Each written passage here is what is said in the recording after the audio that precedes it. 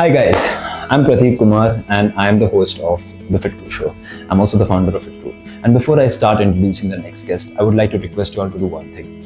Please subscribe to our channel on whatever platform you're going to hear this, or whether it's Spotify, YouTube, Instagram, wherever we're present. Please do hit the follow, subscribe button, because you guys subscribing to our channel helps us grow our show, grow our community better, and we are able to get better personalities, better people, and have more engaging conversations with them. This would help our listeners understand their struggles, their journeys, and get a clear insight in their lives too. So if you guys were to join us, there's literally nothing else that I could ask you all to do, because when we come together, we'll be able to get better people into our community. So please hit the bell icon or the subscribe button or the follow button, whatever platform you all are consuming this piece of content on. Please do join our community. I would like to welcome you all, and I would like to move on to our guest now. People, like regular people going into strength training, going to the gym, have only now begun to understand all of the benefits that having a great recovery program can bring you. But I always tell people, look at the athletes. They have been doing it for years, and it kind of shows the way they are able to perform to the point each and every time is because their recovery game is so amazing. So I think that the regular people need to remember that it's not just what I do after gym. It's not just having my protein shake after gym.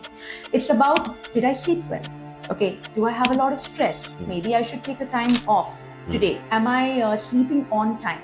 Am I eating on time? Am I eating clean food? I think all of this is part of recovery. So sleeping, eating on time, drinking enough water, this is the recovery that people need to focus on. Common myth that has always been persistent is if you have a very strong core, you're not going to have back pain. And this was a study done on runners. The reason why they were getting back pain, it was not really because they were not working on the core. It was because their lower body did not have enough strength. Welcome guys to today's episode of the FitCru Show. I'm your host Prateek Kumar and also the founder of FitCru. Well, I'm thrilled to introduce our guest, Dr. Ria Mukherjee, a distinguished physiotherapist and a nutritionist based in Bangalore. With an impressive background in orthopedics, Dr. Ria Mukherjee has dedicated nearly a decade of her career to helping people, helping athletes, helping them reduce the pain, improving their movement, which always happens, right? I mean, no athlete is ever free of injuries. Now, she's recognized the need and she's extended her specialized service beyond the athletic world. She's passionately expanded her reach to help individuals from all walks of life. She's one of the few people that I've met who is able to practice physiotherapy and orthopedics through virtual consultation, which is a very hard skill to follow. Today, she's here to share her insights and experiences and some invaluable rehab tips that could change the way you think about your health and fitness. So without further ado, I hate saying the word ado, but without further ado, let's welcome Dr. Ria Mukherjee. What's up, guys? So we have Ria in the house with us. And Ria, can you tell our listeners, our viewers, what is it that you do? Why do you do it? Why did you pick this as a profession? What was it that called you towards it, that drew you towards it? And what are you doing right now? Okay. So I'm a sports physio, or people would know as musculoskeletal physio, orthophysio. We have many names to it.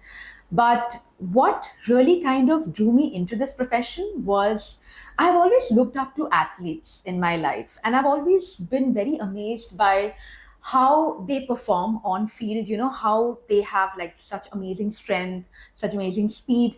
And I was always very excited to know about how do they improve their performance, how do they stay injury free, and all of that. And myself, I am a runner, and I love like doing long distance running, and I would always be very enticed by the entire way that people were training for their sports and how they were showing like such excellent results. And that kind of got me into medicine. I knew that when I went into medicine, I wanted to do something related to orthopedics because I saw very fast results, improvements in their performance, improvements in their injuries. And that kind of took me to sports medicine. And then I did my master's from Manipal, and Manipal had a really good sports medicine center. We had a sports lab, and working there kind of just, got that thing into me, and it was not just working at the lab, but when I went out and I I went for the Ranji Trophy. I Oh, went to wow. Padukone Center, and I actually have a few clients from Padukone Center as well. And working with athletes has been the most demanding, the most they are the most motivated, the most disciplined people that you will ever work with, and they will keep you on your toes. So it's the constant, amazement, the constant learning, and uh, the motivation that kind of drew me into this. Wow. Yeah. So, like, tell me, like, if I was a layman, if I didn't know much about recovery or rehab, and you like working with athletes, you said, right? Yeah. So, if I'm an athlete and I'm training for a specific event, and I've injured myself, I would probably have a different protocol than usual, like an average Joe like myself. I'm not an athlete. I don't consider myself as an athlete, but the recovery protocol for somebody who's training for an event versus the recovery protocol for somebody who's a regular Joe, would that be different?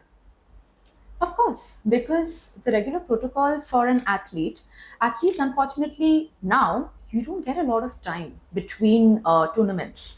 You are probably going forward with one tournament, you're coming back, maybe you're not even coming back home and you're going forward with the next tournament. Yeah. So, an athlete needs to recover on the go, and this is not something that they think of once they have gone forward for the match. Usually, I see people only getting into strength training and then they start to worry about recovery. Oh, I'm going to have pain tomorrow, so let me start worry about recovery now.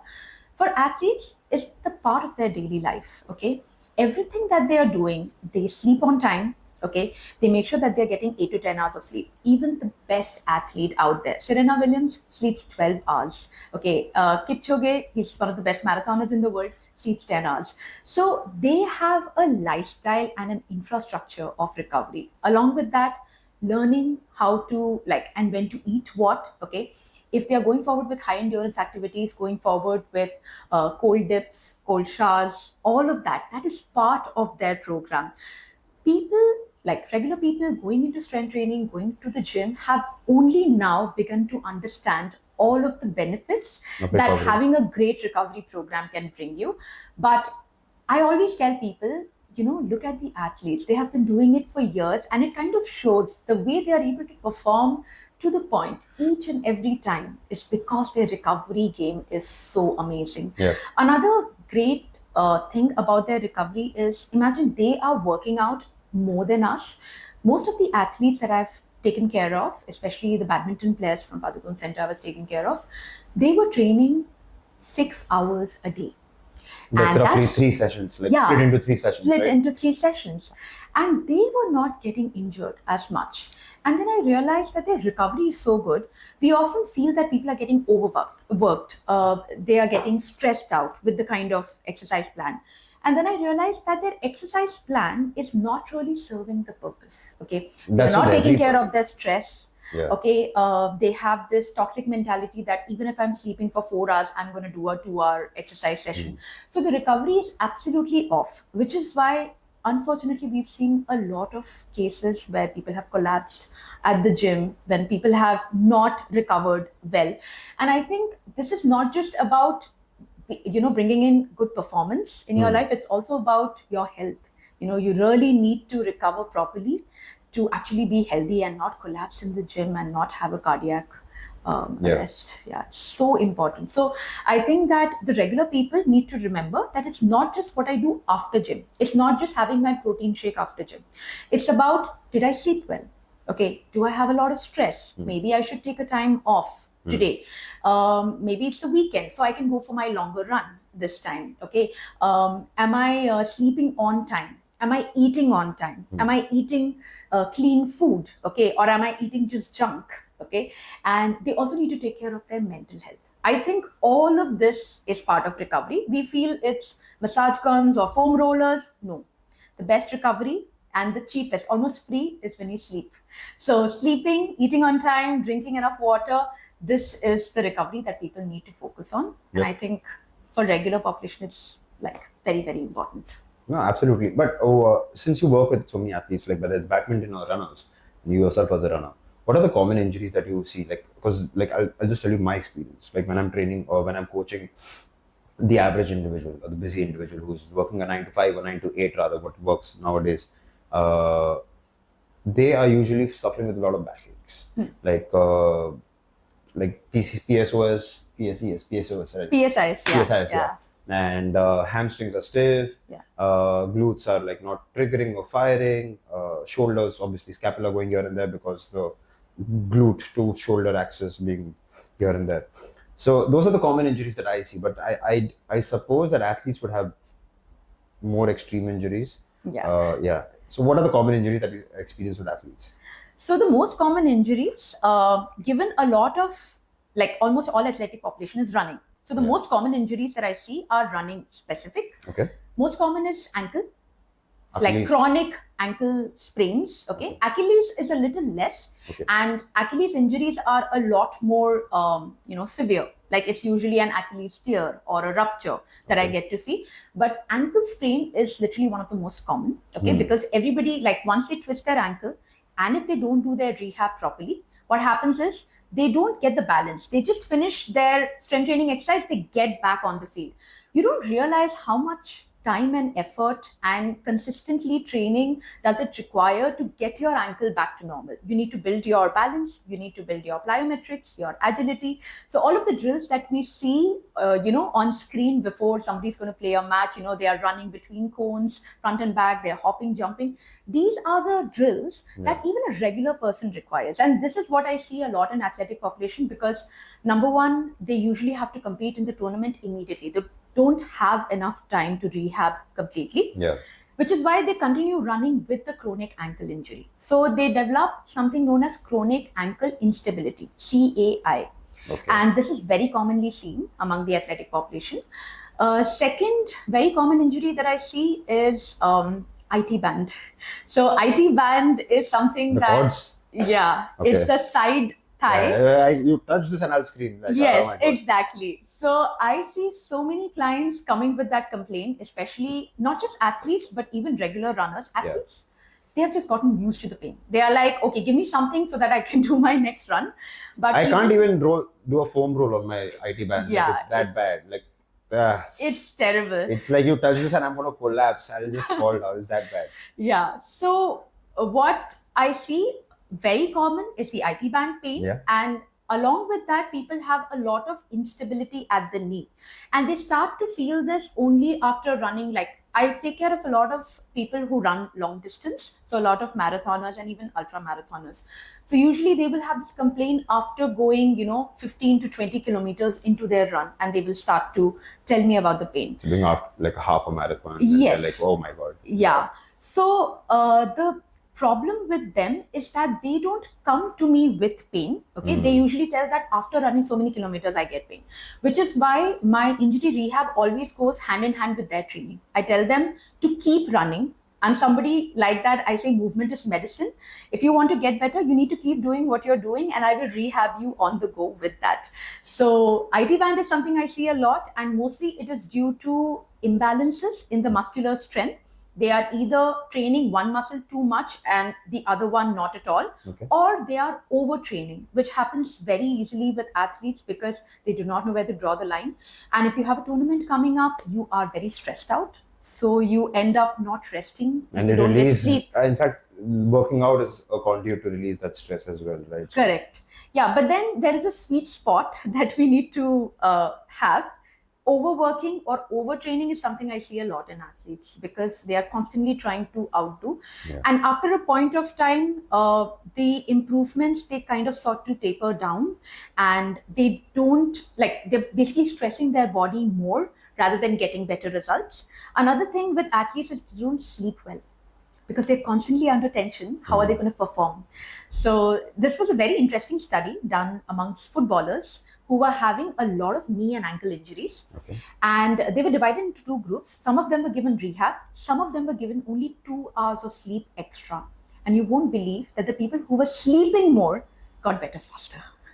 So sleep has been like completely absent for them, which is again a reason I'm going to head into recovery mode, right? But yeah, so IT band is very common. Another common thing that I see with athletes who use their upper body a lot is rotator cuff injuries. Rotator cuff injuries or throwing motion wherever they need to have a lot of movement with like a lot of speed, especially I see this in bowlers. Rotator cuff injury is very common, and that's because of the load on the doing joint, the same. right? Sorry. The load on this one small joint. Yeah. So your rotator cuff is basically 4 muscles which form the shoulder, which goes from outer rotation to inner rotation completely. Okay. And because they do this at a very high speed and they're doing this consistently over a period of time, every single day, they develop a lot of muscle imbalance and weakness over their shoulders. Okay. So they have persistent pain. And then some people also have a very different throwing mechanics. Like everybody is not going to throw in the same way. Some people will be throwing a little horizontal and some will be throwing a little vertical. So depending on what their throwing mechanics is, okay, what are they used to, as well as what are the overuse injuries that they are having. So rotator cuff injury is again something I see a lot. Back pain, I think I have seen in each and every athlete altogether. It's such a large muscle group, like it can be anywhere. Yeah, absolutely. And a common myth that has always been persistent is if you have a very strong core, you're not going to have back pain. And this was a study done on runners. The reason why they were getting back pain, it was not really because they were not working on the core. It was because their lower body did not have enough strength. Now, when you're running, you have to keep your body upright and your legs are kind of taking you forward. If your legs do not have the strength, you will usually see runners, they are very scared of lifting heavy. Okay, they feel that they'll bulk up and they'll not be able to run, but they are the ones who should be lifting very, very heavy. So a lot of the back pain that I've seen in my athletes, it comes from the legs not training hard enough. Okay. What happens if the legs are not training hard enough, all the load comes on the back and the back is overused and the legs are underused. There's not enough muscle to absorb the shock. Absorb the shock, exactly. Yeah. And these are also the cases where you see that the glutes are not strong enough. Okay. So the glutes are always firing. It's just that they are not strong enough to take the load because most of the time, us or even athletes, they sit for long durations. Okay, even when they are not working out or when they are not playing, performing, obviously they are sitting or they are lying or they are taking rest. Yeah. So if that muscle is not being trained hard enough in every kind of position throughout the range of motion till the right amount or till the right resistance is given to it, then it is not going to perform the same way. Which is why doing full range of movement training, okay, doing plyometrics so it can take more, doing power lifting is very important for any athlete. If they skip out on these things, they are going to have back pain. So it's very common. So from a podiatrics point of view, I do believe that this probably could be true. I mean, I still need to do more research on it, but does pain start from the ankle or from the feet? I mean, it originates. Most of the pain that I probably try to diagnose or investigate further on with my clients, I understand that it always comes or stems from either a collapsed arch or an ankle injury that caused the shin to get a little stiff or a little more rigid or not flexible enough, and then that leads to pressure on the knees, that leads to pressure on the hips, and then that originates to backache, which goes to your shoulders, or it starts from the top and goes all the way to your back. So either it starts as a shoulder injury, which goes to your scapula, which goes to your glute, and then that creates some kind of a disc bulge. This is what I've observed. Whenever I try to investigate into any injury with my clients. But is that true? Does that always happen? It's either originates from here, or it could be anywhere. It could be anywhere, actually.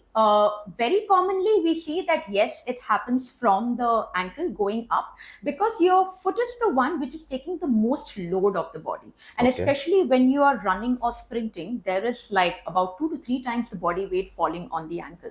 So if the ankle is not strong enough to be able to dissipate that force, or if the other joints above it, like the knee or the hip, is not strong, then it may originate from the ankle side. Okay. But I have also seen a lot of the discomfort originates from the hip.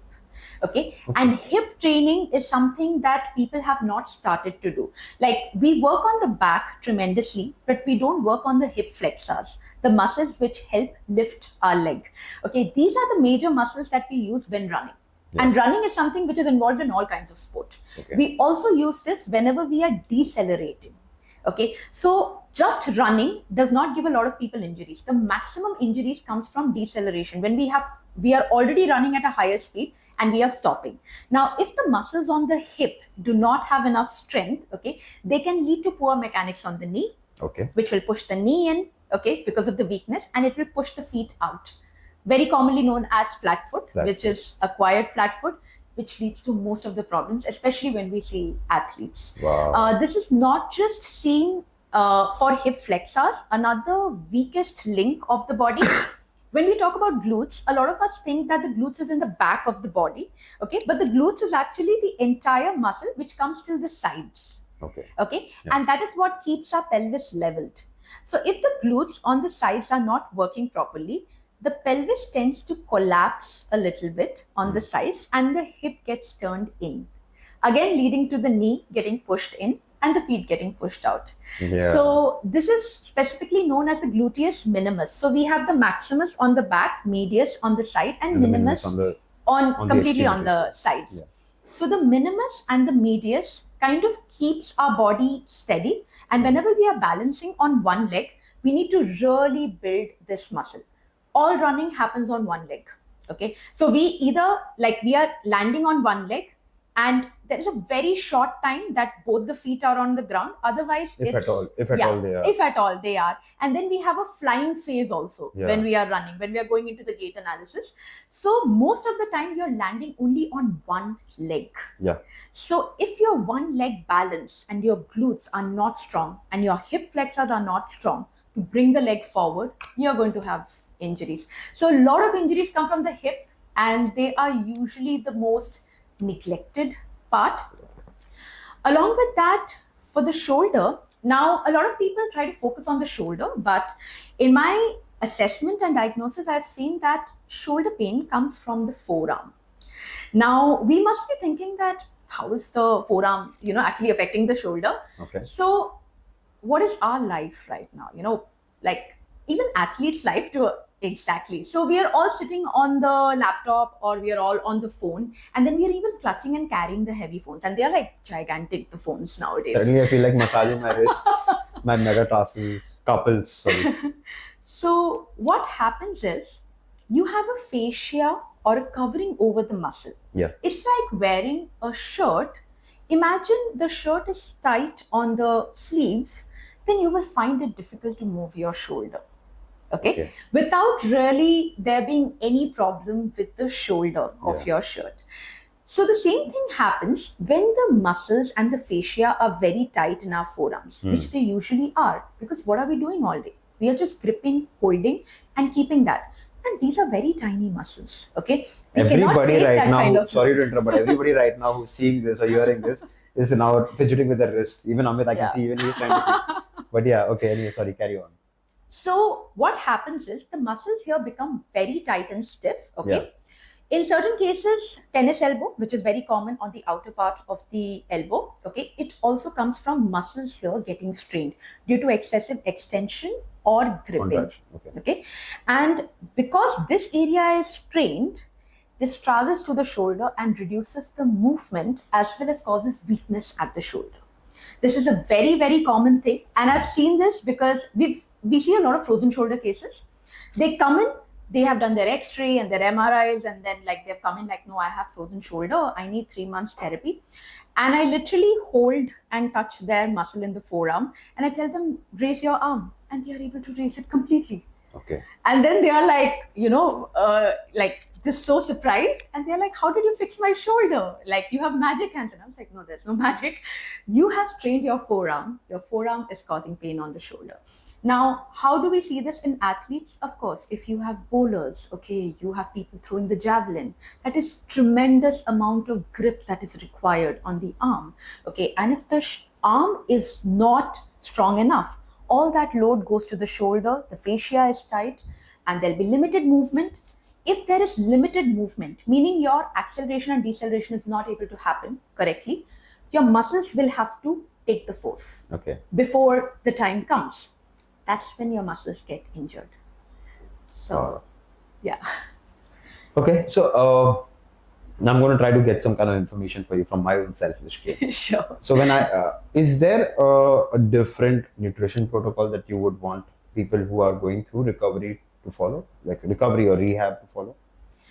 So there are specific differences which is there in everybody's nutrition plan. Okay, I don't give the same nutrition plan to two people ever, Okay. because there are, like, first of all, they have a certain training history. Second, their body composition is in a certain way, and third, they have different goals.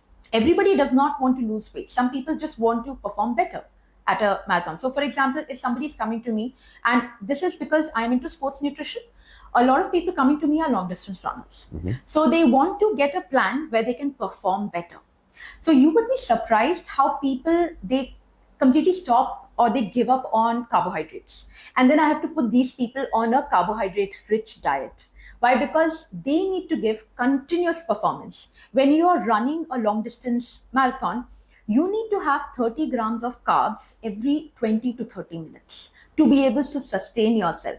That's crazy. And then the previous day also you need to carb load. So people coming with performance oriented requirements, they will have a very different plan. And then there are certain people, like for example, somebody who's into swimming or somebody who wants to play badminton for their club and also needs to look aesthetically good. They are not looking really to increase their performance to that level. So they will have completely different requirements. So protein, yes, protein will go to everybody according to what they are doing. If someone is into bodybuilding, okay, or somebody is into powerlifting, their protein requirements are going to be very high, anywhere between 1.8 to 2.2 grams per kg body weight. And then somebody who is not looking to have that kind of gains, okay, I would keep it, I would never go below 1.3 grams per kg body weight, but I would keep it anywhere between 1.5 to 1.8. So the protein requirements will differ. Their macros, completely, the macros arrangement would differ. Staying hydrated, I think this is one thing that people don't really focus on so much.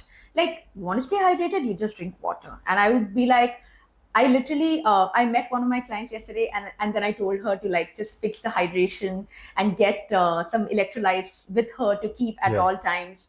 Because a lot of times people think that they are tired, but then they're only dehydrated. Yep. So their food plan usually is according to their goals, what they're doing right now, okay, and basically what their body is used to training and digesting. A lot of people find it very hard to take in also a lot of protein at the end, which is why I tell people to pace it out. Try to have the max during your morning or during your workout so that you're feeling better.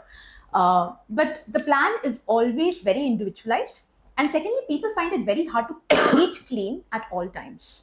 And then I keep telling them that, eating clean doesn't have to be, like you're just eating salads all the time. People have this idea that, I don't know, we are sitting with a bowl of lettuce and we are just like eating lettuce all day. But that's not true. I tell them that whatever you have at home, okay, you can make a quick 5-minute healthy meal with your protein, your carbohydrates, your vitamins, minerals, everything in that, and your good amount of fats. And it should not take more than 5 to 10 minutes to make a great meal. So I also help them with recipes. Along with that, I have a huge sweet tooth. So, and I have been off sugar. I was just telling you about this, that I've been off sugar for a while. So I keep looking up a lot of recipes. So I have gotten substitutes for everything that I wanted to eat, as well as something that will not really take away from the taste of the food that I'm so used to. Okay. So if I'm making gajar ka halwa, I will be using, like gajar and everything, but then I will be using some stevia or erythritol that I know that is going to like not, take me off my diet, but it will also keep me in the right way. दूध के जगह क्या add करोगे? What will you add instead of milk? So I don't really go off milk at all. Okay. It's really about, at the end of the day, how much have you eaten? Yeah. अगर आपने time से and macros देख के सारा खाना खाया है, you can fit in a sweet dish here and there. And absolutely, it's not going to be a problem at all. It's only when you're not fitting in all of your comfort food, which is when you feel ki, I cannot stay on this diet. I have to do a cheat day, and then that cheat day you're going to eat all sorts of nonsense. Yeah. So I feel that, that if you keep yourself away from food that you love, you're going to make these mistakes more. Obviously. So eat whatever you feel like. You can make, I make a lot of brownies at home. Okay, I bake them. I use almond or flax flour, and then I use stevia, and then I use dark chocolate, because dark chocolate is like very good for our health, and it doesn't even bring a lot of sugar. And I add all of this, and I make like amazing, even protein can be added to it. So I make amazing regular brownies or protein brownies and all of that. And I never give up on not eating sweet just because I'm having a healthy diet. And that kind of keeps me on track. And then when I get out and I go and see people eating like sweets outside, I don't get very tempted in trying that. Yeah, true. Makes sense. Because whatever, if you tell your brain like don't do this, your brain would only want to do that. And that's a very human, tendency, which is why I feel that eat healthy, try to tell your body and like show your body that you're taking care of it. If you're nurturing it, you're taking care of it, you're giving it food whenever you're feeling hungry, and you're giving it the good kind of food, like good fats, good proteins. You're going to be satiated, you're not going to have cravings, and there is a high chance that you're going to stick to the food plan that obviously. But yeah, since you're talking about caffeine, tell me, what are the supplements that you would recommend for an athlete, like a bare minimum stack that one should have? An athlete who is performing, like who has to be strong, I would assume every athlete would want to have a good ratio of muscle to fat mass. So lesser fat mass, obviously, so they want lesser body fat, more muscle mass, be as lean as they can. What kind of a supplement stack would you recommend for somebody like that? So the supplement stack for them is not really very different from the supplements that I recommend to a regular person. In fact, for a regular person, it is a lot harder, because a regular person is not very regular with their exercise program, with their food, and with everything. Okay, so for someone who is brand new to strength training, I think I have a much harder time. For somebody who's already into training a lot, like if you see someone like Lewis Hamilton, okay, he already trains. They're somebody who are very disciplined. You tell them like eat your protein at this time, they will eat their protein at that time, no matter what comes, and for them, usually we want to keep them hydrated. Okay, so there's a lot of electrolyte supplementation that is happening during the day. The caffeine starts like anywhere by 9 or 10, and then it kind of like it's cut off post 2 p.m. There is absolutely nothing going in, because as an athlete, they need their beauty sleep. And it needs to be at least 8 to 10 hours a day. They have a lot of restriction. They usually are not people who go out and eat at all. Okay, and they are somebody. I don't even give a lot of protein for them in the nights, because again, there's a lot of digestion issue. So in the nights, I keep the meals very light, starchy carbs and veggies. Absolutely. And more veggies if possible, okay, given when they are eating. A lot of the athletes that I know, they finish their second bout of training by 6:37, and that's when they are really hungry when they are back. So mostly I try to plan their dinner around that time. So lots of carbs to replenish the energy, good veggies, good quality fat. So either make their food in a good amount of ghee or coconut oil to be able to replenish whatever they've lost, and that way they also feel full, okay, without really feeling like I've not eaten enough. So I think I want to give them that full feeling. So fats and proteins definitely part, but not so much in the night, protein as much as in the morning, but healthy fats, yes please. And then sometimes a sweet treat given at what stage of competition they are in. The sweet might be sugar, or maybe completely sugar-free flax, oats, flour, or something like that. Okay.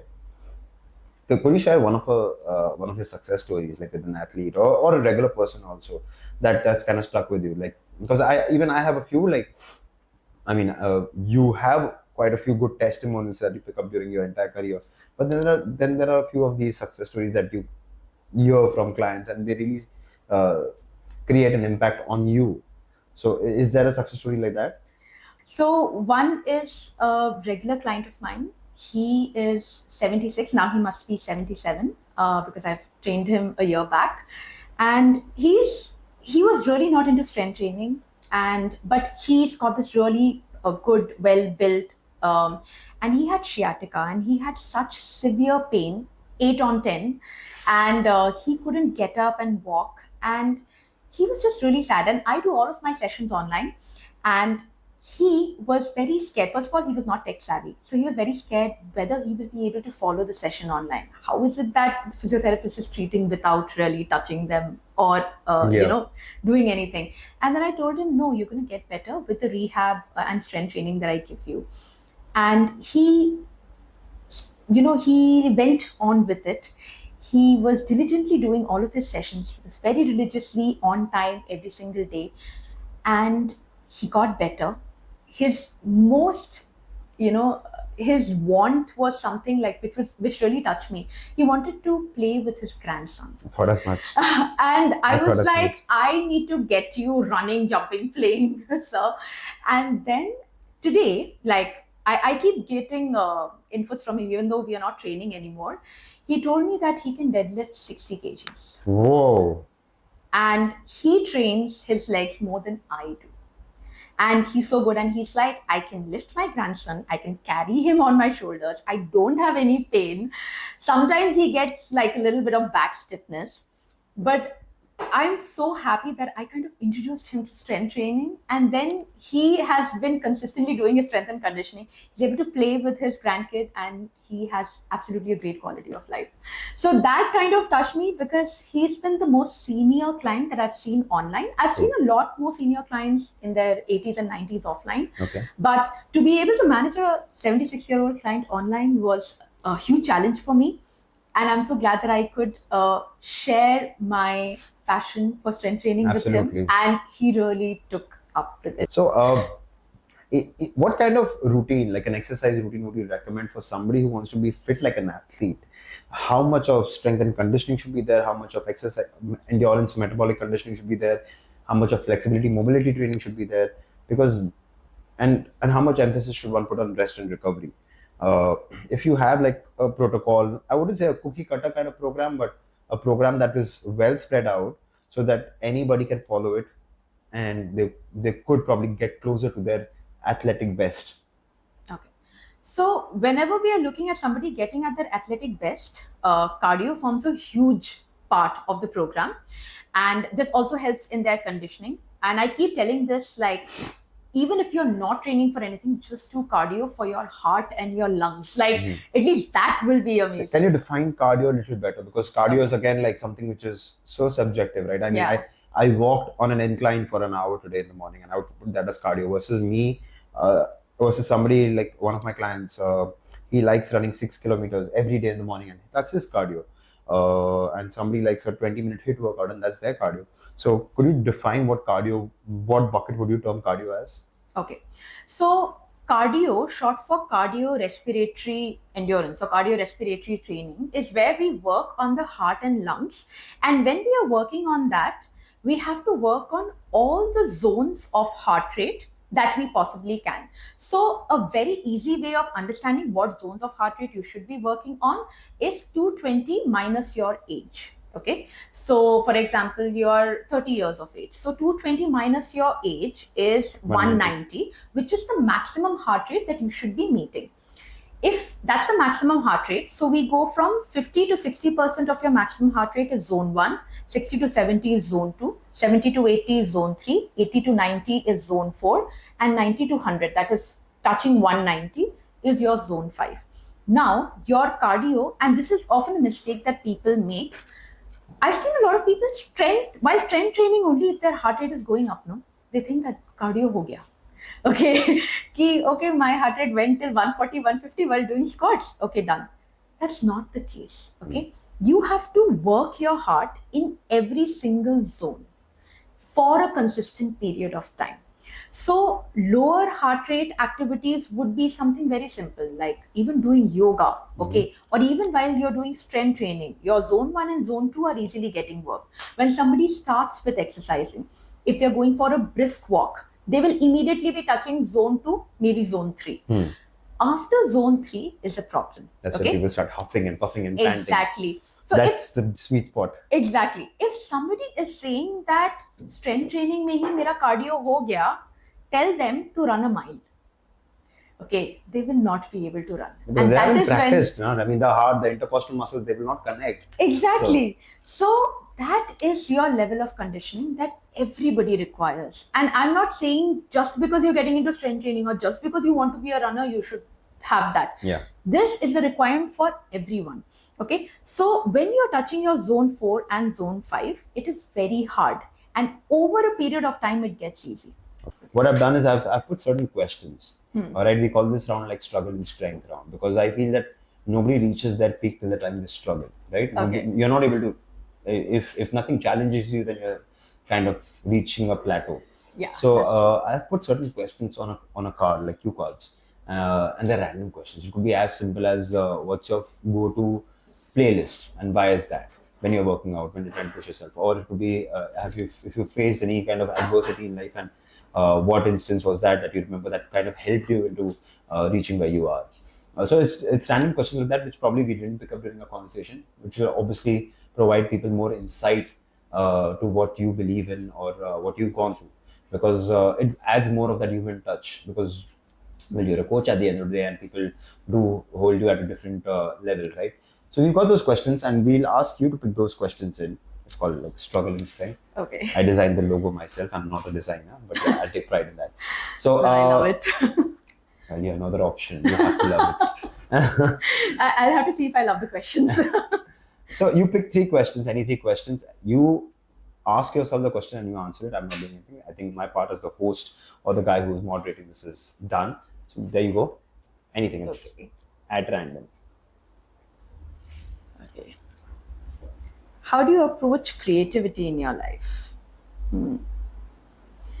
Well, I'm somebody who's always been very creative, and Okay. so I was a trained Hindustani classical music singer.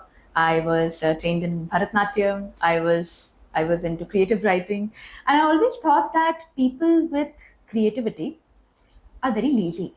Okay. And I would think like, no, they cannot do their work fast. They can't hold on to timelines and all of that. And then I realized that anybody who is making something out of nothing, whether that's a CEO making a plan, Company. Oh, okay, yeah. or that's Elon Musk sending people to space, Or a car. or exactly. I think all of that is part of creativity. And there's no such thing that creativity is not something that you can count on. Yeah. Okay. If you have a discipline around it in your life, you will be able to achieve creativity in everything that you want to do. Being able to make a plan during COVID lockdown for my player was creativity at its best. And I did it right on time. I think it's something that can be there at your beck and call only if you build an infrastructure around it. Yeah. Otherwise, you're just lazy. So I don't have that approach towards creativity anymore that I had previously, and that's Lovely. my thing. Fabulous, yeah. Look, when you said create a plan, like I can completely understand. Like when we create meal plans or when we create workout plans, it's Exactly. like That's you all create something out of creativity. it's like out of ether, and then they're executing it and then they're benefiting from it. It's very gratifying. Correct. Please. Okay. What are some of the biggest challenges you faced in your career, and how have you overcome them? This is a very, very big question. Go for it. But I think one of the biggest challenges that I've faced as a sports physio, first of all, is we do not get our due time, in the industry. It's everybody who has any pain, back pain, knee pain, leg pain, anything, they immediately rush to an orthopedician. And the thing is that sports medicine and sports physiotherapy helps you how to literally get back to that one thing that you want to do without any pain at all. And I think that we are not given enough freedom to be able to practice it. And the second thing is, it's not just about being pain free. I usually tell them, like, you should train like an athlete and you should live like an athlete. And to be able to do that, you actually need that freedom to be able to work with your clients, and instead of just keeping them on bed rest, keeping them on medication.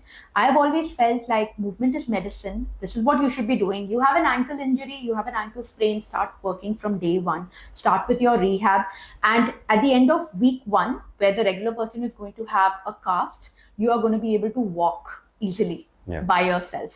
So I've always believed in movement as medicine, and people around me have not believed in it. And my education, the research that I learn every day, made me think that I would have, or I'll be able to help more people if I move out and work by myself.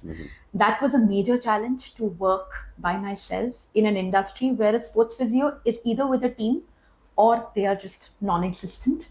I wanted to work by myself. Secondly, I wanted to work online. I think online has opened doors for people to get access to treatment. Right now, I take care of clients who are in Hong Kong, or in Delaware, Dubai, London, everywhere where people do not have time. They're just online, they're able to give that time.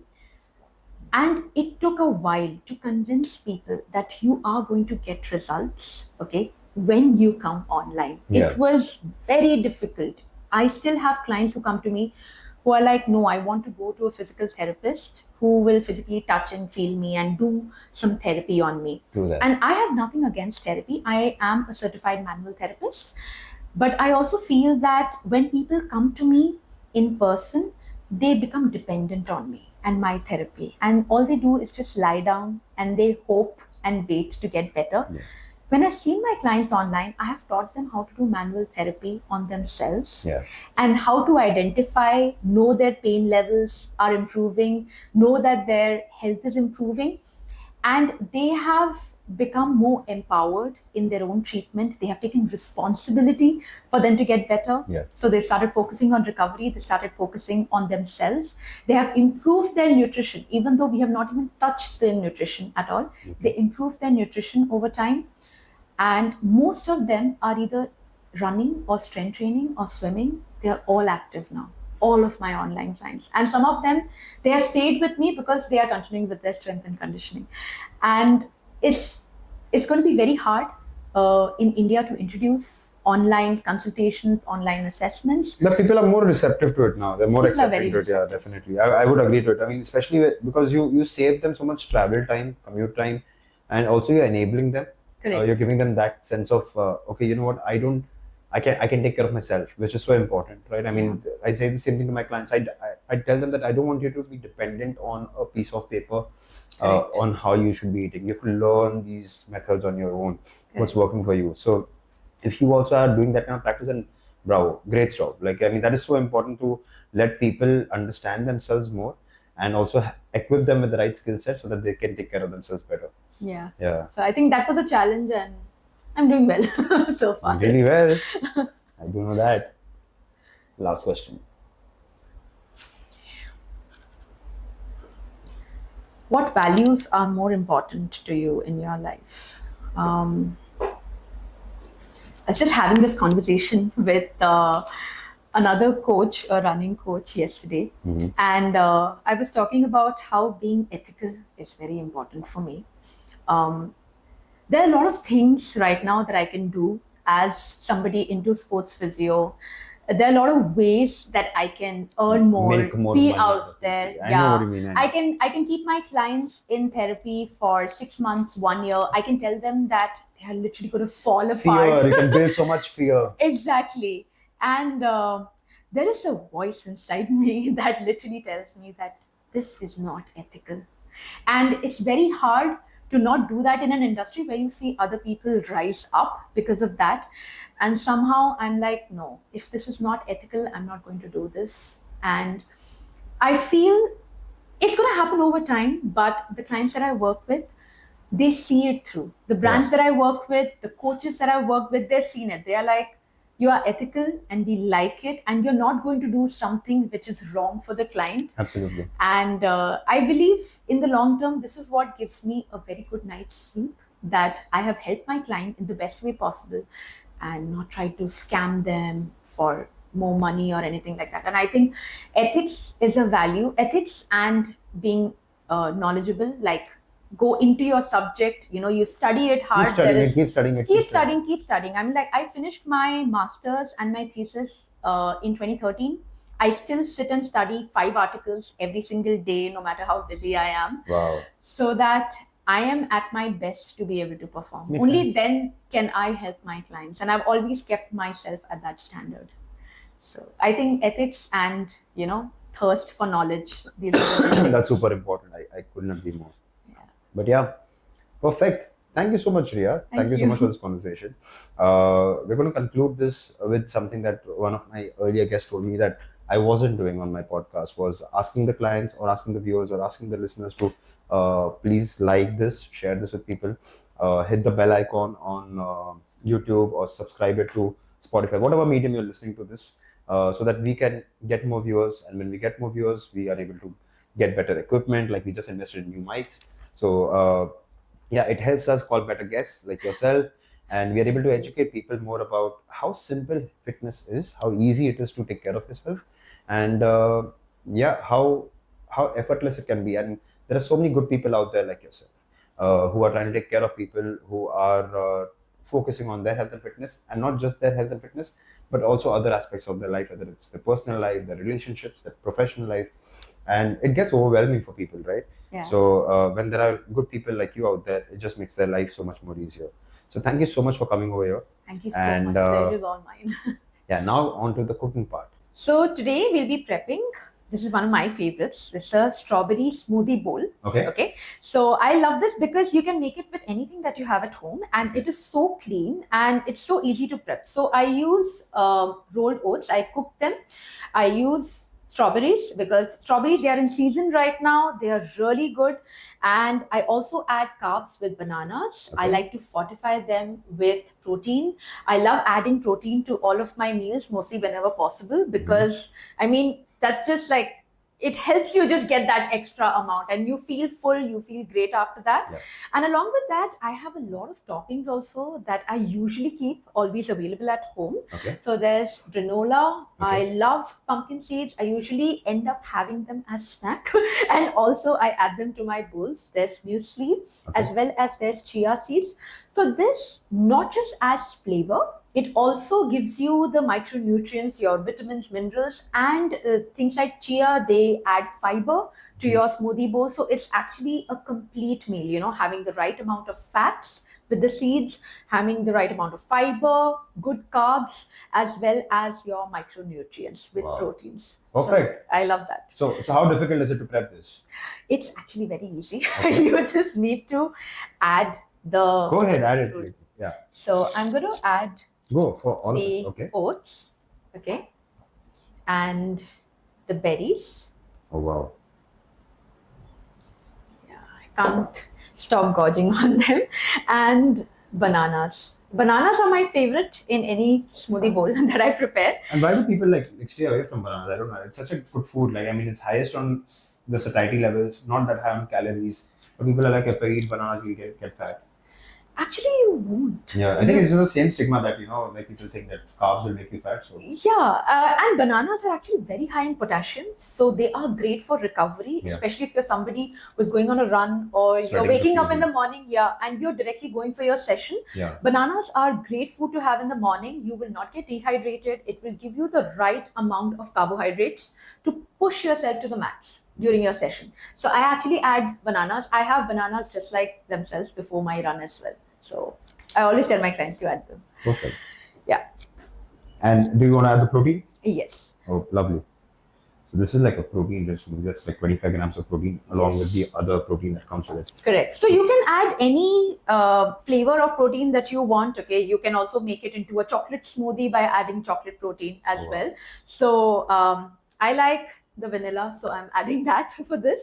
And now we are just going to blend this, and after that we are going to be adding the toppings. So let's move this to a blender. Yes.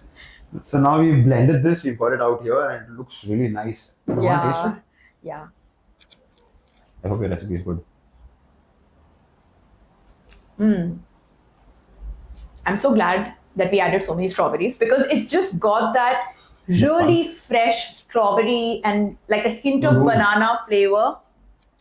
and the oats kind of like it's just making it very creamy. It's a nice dessert. Yeah. What toppings do you want to add to it? Like, Yes. like a frozen yogurt bowl kind of. It's giving me that kind of feel.